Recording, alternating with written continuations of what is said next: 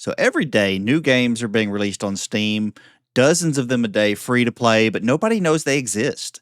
So that's the purpose of this series is just jump in and take a look at some of them released each week and see if any of them are actually good. If we can find the diamond in the rough, maybe we'll find our game of the week.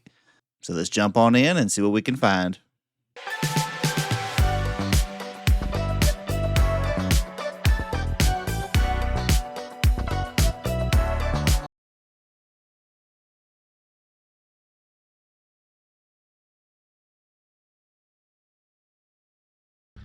So first up, Vaporwave Hardest Game. Oh, we're already off to a great start. Look at those icons. Okay, so there's no settings. Is it just WASD? Yeah, okay. So yeah, that looks like the only controls I have are just movements.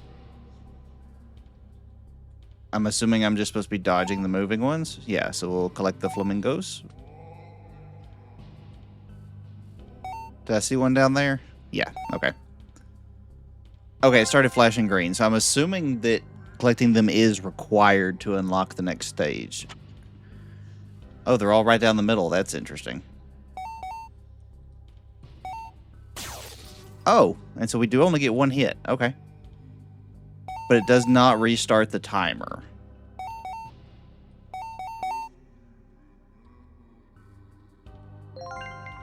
So is it infinite lives? The timer just keeps going? I see a coin count. I don't see a life count. I do have a death count. Oh, this is just an annoyingly designed level. Oh, shoot. I was thinking I was the flamingo. I went the wrong direction.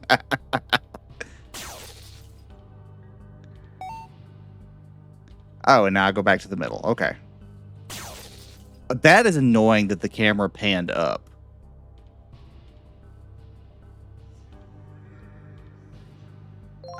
Yeah, so that's just a very strange hitbox, because that did not look like I had room to fit through there.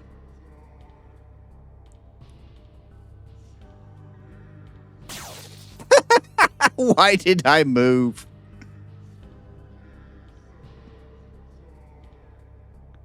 The dolphins are kind of cool in the background. Now this is just tedious.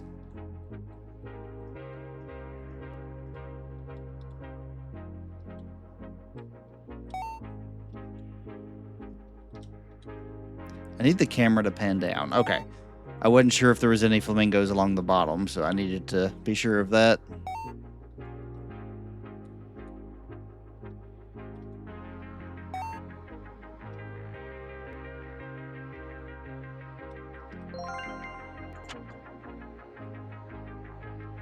Didn't we already do this level?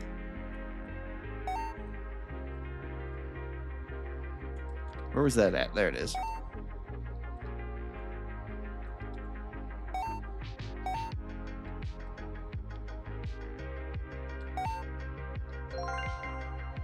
Easy enough. The order on these is very weird. It doesn't get easy to hard. It just goes easy, hard at random. I mean, surprisingly enjoyable game. My only complaint, really, is the difficulty scaling. Seems to have no rhyme or reason. Why is that one just sitting still over there? That's concerning. All right, well, I think I'm going to wrap up there. I've got a pretty good feel of the game. I mean, it does what it's intended to do. It runs smooth, simple concept, plays well. I'm still kind of questioning the aesthetic choices. I like the backgrounds. Just the statue heads bug me, and the player icon being an old PC icon is kind of odd, but I mean, that's just personal choice of the creator. But how do I rate this? Like I said, everything runs smooth, but at the same time, nothing really stands out about it. I'm going to put it in, I guess, just kind of middle of the road, neither good nor bad. So we will be giving it a 5 out of 10. All right, let's go check out the next one. Okay, Rewoven Self. What is this about?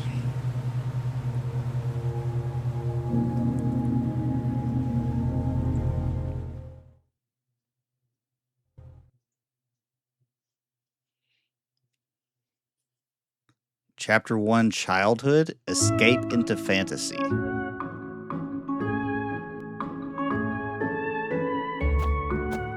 A and D to move, space to jump.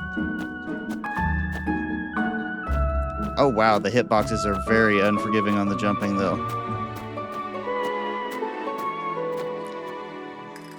Turn the sound down a bit on this one, I think.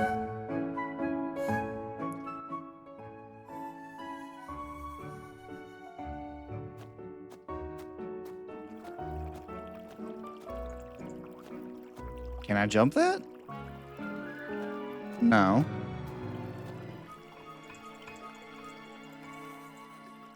Oh. I can use tools on the desk. Maybe? Did I miss an interaction? Oh, okay. So click it to select it, and then I can aim it in-game. That's kind of cool. Again, the jumping kind of messes me up. If I'm right beside something, it doesn't let me jump like that. It just glitches. So that's a little bit of an annoyance, but nothing major. I wonder what the others do.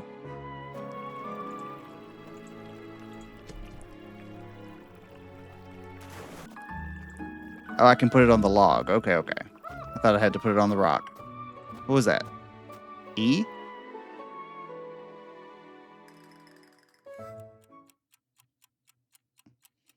So this is a little bit depressing. So it's literally just a kid escaping reality.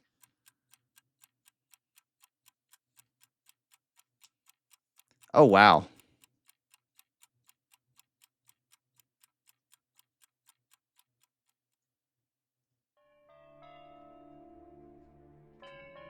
Okay. So we went from childhood to work life already. Reality cages me. The refuge I built. Okay, this is... Oh, we still got the same tools, though.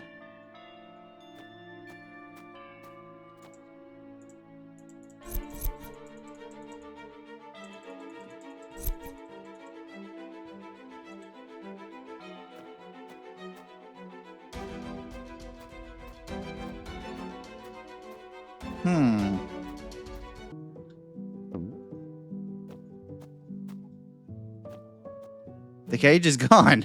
I broke the game. Yeah, I genuinely broke the game. It's gone.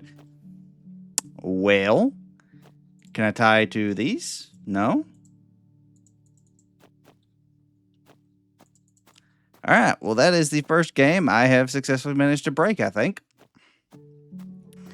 So, I guess that's as good of a stopping point as any, because honestly, this game is quite depressing to begin with. So, art style's fine. Music's fine. Mechanics are fine. I just can't be a fan of it because, one, it's obviously going to be a very short game with no replayability. And second, just the tone, at least for the first half of the game, was so depressing. It's just not enjoyable. So, good mechanics, bad game lore and gameplay. So, will be below average for me. Not terribly, because there's, well, I'm about to say 4 out of 10, but I did successfully manage to completely break the game on accident, so we'll drop it another 1 and give it a 3 out of 10. We've had worse, though. But, on to the next one.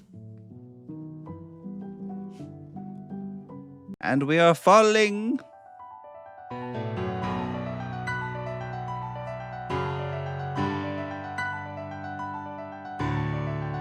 I am liking the music.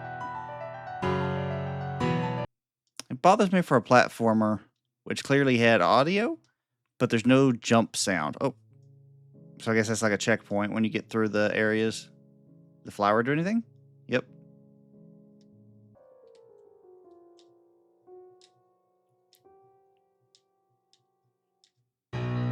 What just happened? What is happening?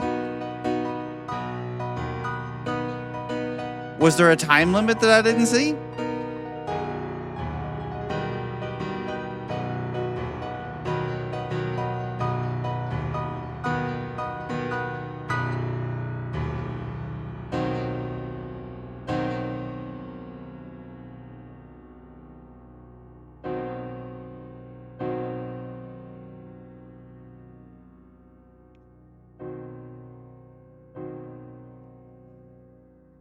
Is it just an infinite loop of falling now? Yeah, there's no timer. But I'm going to go ahead and try to speed run it.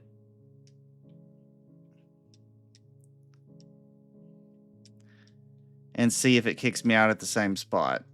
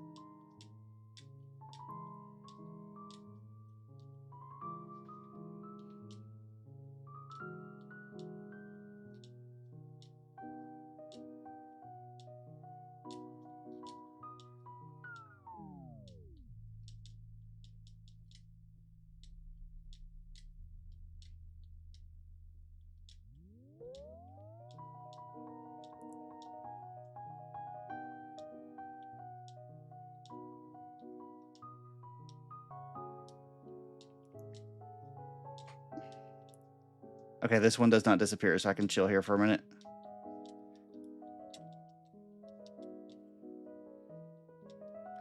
So instead of a physical timer, I'm guessing I have till the song runs out.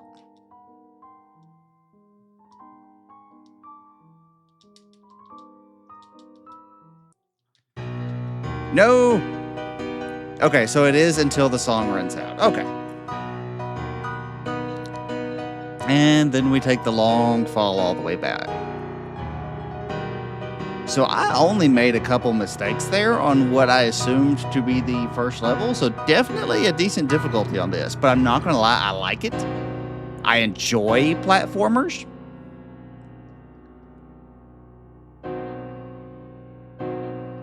Guess I can just go ahead and finish up here while I'm falling forever. Good place for it.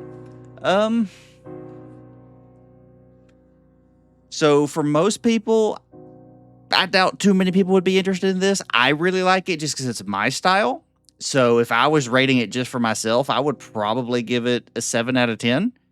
Because this is the kind of game I could just sit here and unwind and relax and do over and over. I do enjoy death runs. But I am trying to give an honest review for everybody. And so the difficulty is not horrible for a platformer, but the timer seems to be pretty unforgiving, and it does not indicate what the timer is, so you just have to be familiar with the song. The movement feels smooth, definitely better for a controller.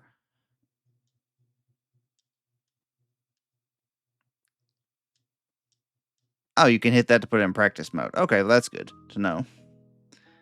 So they do at least add that for like a tutorial thing. I'm still going to stick at a 5 out of 10 because it is a good game. Plays like it's supposed to, does what it's supposed to. Graphics could be better, but the retro style is popular among a lot of people. The environment graphics are right where they should be. The character graphic, I wish there'd been a little bit more detail to the avatar. But overall, good game and does what it's supposed to, so I will give it a 5 out of 10. Nothing great for the average player, but also nothing horrible for the average player. So that is Puddle. Let's go take a look at the next one, shall we? All right, now we are on to Salvagers. Okay, so it's early access, so not a full game. Yeah, we'll skip the tutorial, see how intuitive it is.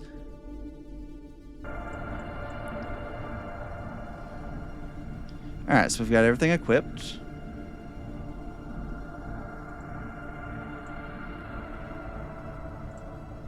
And we're going to send both of them in this time.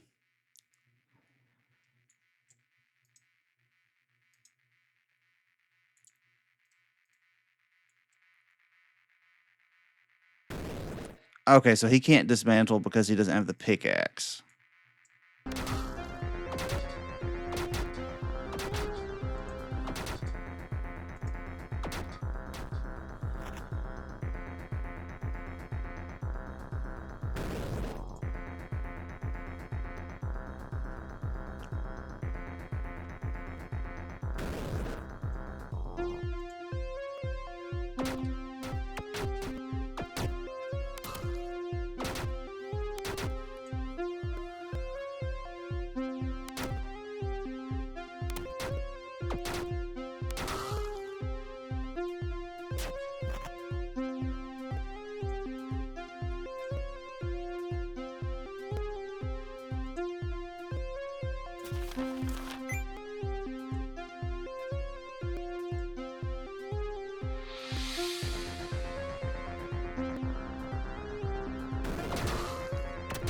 I mean, this is something.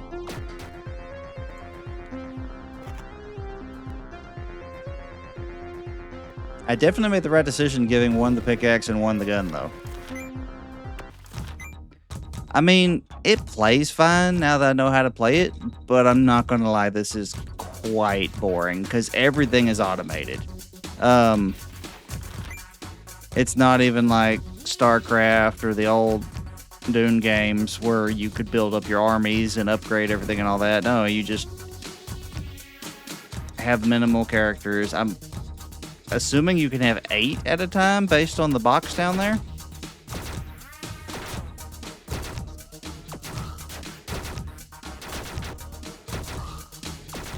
I don't know. It's just not my taste.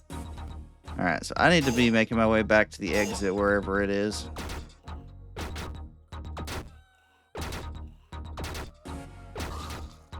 Problem is, I don't know where it is.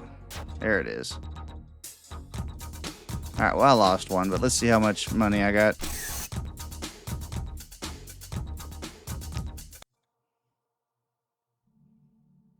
Total profit, 41. Interesting. Well, I mean, it plays like I'm sure it's intended to play. But the fact that you cannot go back to the same place twice, and the controls are kind of iffy, and all of the combat is automated, and I don't know, it's just straight up boring to me. I'm sure people out there will like it, but I'm not one of them. It did at least not have any major bugs that I can tell, but it's just not for me. I'm going to give it a 4 out of 10. All right, on to the next one. All right, WordCaster. Adjust the slider so it's just above your background noise. This helps the game know when you're actually speaking. Okay. Watch for falling words and speak them aloud? So is this like a kids teach them how to pronounce words game? Got 3 levels unlocked so far. We're fighting a chicken. Cat.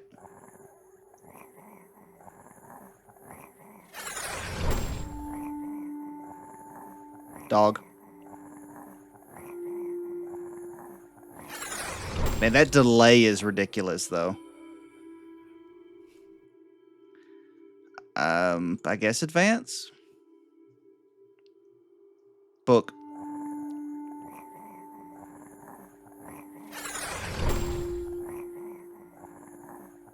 Shine.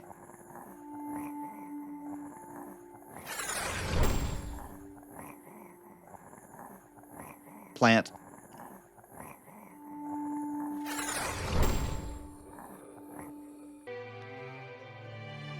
Okay, so the harder the words, the more damage it does.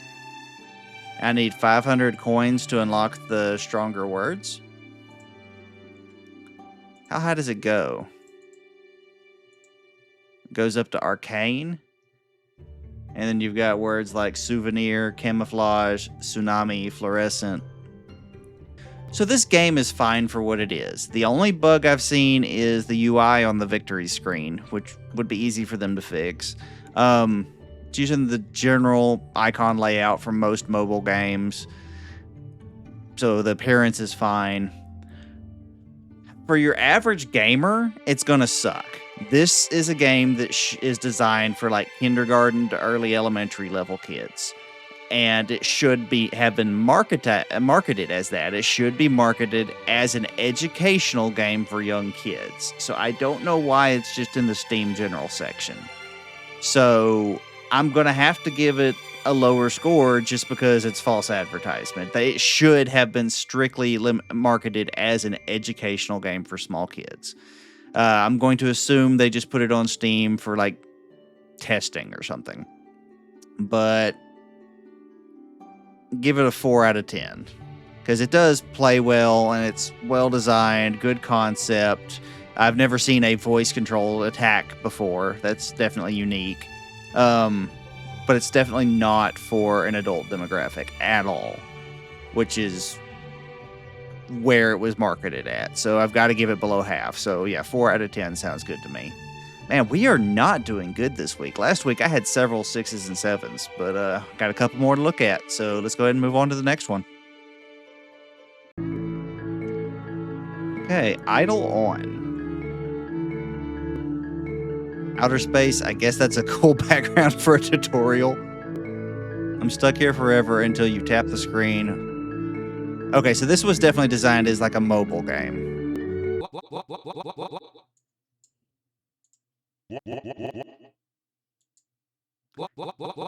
Tap 4 more times to skip cutscene. Sure. Oh, so we're not even fighting him. Okay, so yeah, this is one of those mobile games. You get knocked off and start at level 1 kind of thing. See, I knew I wasn't going to get to keep those resources. Idle MMO? Oh wow, it actually is a multiplayer and has a full lobby, which is surprising for a game that just came out. Auto mode. When auto is on, your character keeps fighting automatically. This way you can do other things IRL. So that's what they're all doing. They're just standing AFK and letting it auto attack things that come near it. I mean, I'm not going to lie. I wouldn't mind just keeping this game installed. It's a good thing just to let run in the background. I do that on custom maps on Fortnite and other games all the time anyway, mobile games especially, is just let one of them run in the background while I'm doing something else. I mean, it's fine for what it is. I'm not used to having to walk to the specific areas to let the AFK progress start. So if they're going to do that, they need a way to have the character automatically progress whenever the next one unlocks, but not a bad game. It's the first full multiplayer MMO style we've come across on the free ones. I wish there was more character models available for the initial character, but I mean, overall, it's not a bad game. I like the retro style and everything, so yeah, I think this is our best one so far this week. I'm going to give it a 6 out of 10. But I guess we'll move on to another one. And honestly, I might just leave this one running in the background later while I'm eating dinner or something just to see what I can come up with. Because I don't know what rewards you get at higher levels. Well, either way, on to the next one. Ooh. BlightFell, made with Unity. Already looks like the most professional one so far this week. What setting options do we have? Just volumes and effects. Okay. What is this? Oh, I have to create a sign-in for this one? I can't just do it through Steam? All right, well, this is kind of annoying. Because this is the one I had my hopes up most for. It's looked like a TCG multiplayer game. But to sign in, you have to create a login with Unity, and apparently their website is down. So I'm just going to have to mark this one as NA for this week and move on. That's a shame, because even though it's early access, it definitely looked like it had promise. All right, so on to the last game for the week. Raise the colors. We have character options. Why does the female one look so deformed? I don't know, but we're going to go with that.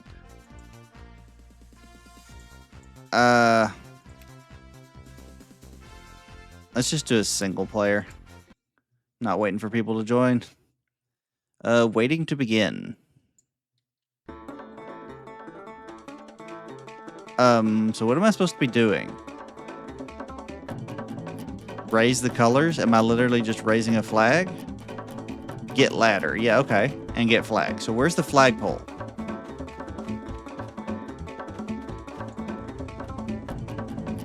Hey, we can actually drive the car. But, so I've got a minute 14 to hang the flags. Seriously, where's the flagpoles?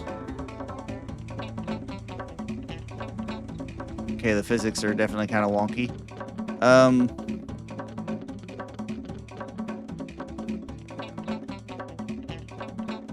I don't see a flagpole. Can I just like hang them on the telephone pole maybe? Did I break it by flipping the van over? I can't get to the ladder now.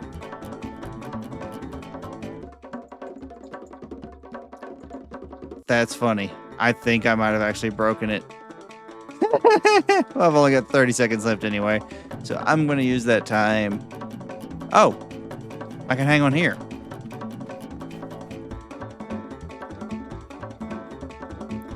Wow, the doors are jammed shut now. I can't get it.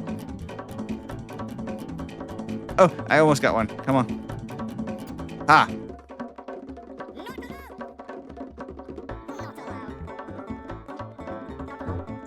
Oh, I got yeeted across the thing. 50? Okay, so I could just stick them like anywhere, apparently. But that one like spawned on top of me, which was kind of annoying.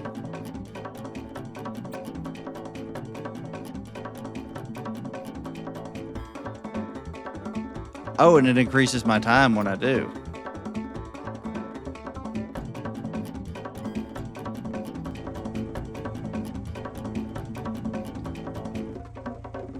I do need to make sure I don't flip the van this time, though. All right. Give me the flag. I need to figure out where else I can hang them other than light poles, though, because there's definitely not 50 light poles. Can I run you over? I cannot.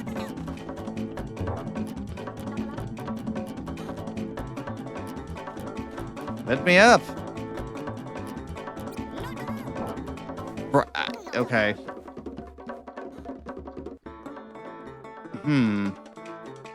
So I definitely have to get further. I think this is one of those that I would have to have multiplayer to get the ones in the middle. Because someone would have to distract them away from it.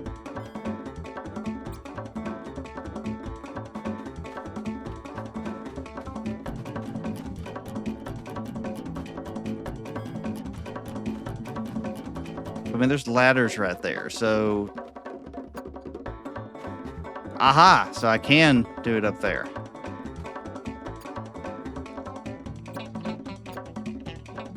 What? No, how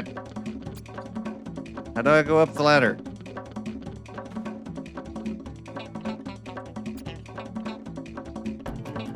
Ah, there we go.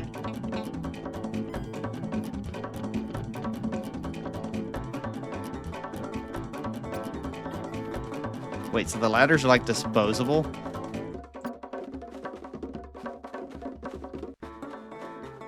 Doesn't seem too efficient. But there's replacement vans. Oh.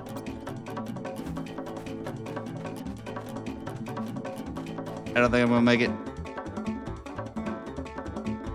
Nope, I didn't get it. That's still an F. I mean, it's definitely an interesting game. It would require a full lobby to be truly entertaining, just to screw each other over. Like one person doing UK and one person doing whatever the red and white one is. I don't know that country flag.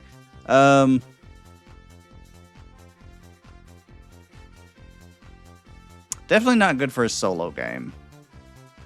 It could be funny, though. I can give it that. So I'm going to give it a 5 out of 10, but it requires a full team. Wow, this was kind of a low bar this week. All right, well, I was about to announce Idle On as our game of the week at a 6 out of 10. But I just signed back in to do an outro on it, and welcome with this. AFK gains. So it actually does continue farming things while you're gone. So I'm going to give that to bump it up another point. So 7 out of 10. And yes, that definitely makes Idle On our game of the week. Was a fairly low bar this week. I don't think I gave any other game above a 5. So hopefully there'll be more variety next week. But for now, I'm just going to leave this one AFK farming while I go do something else. So that's going to be it for today. Y'all have a good one.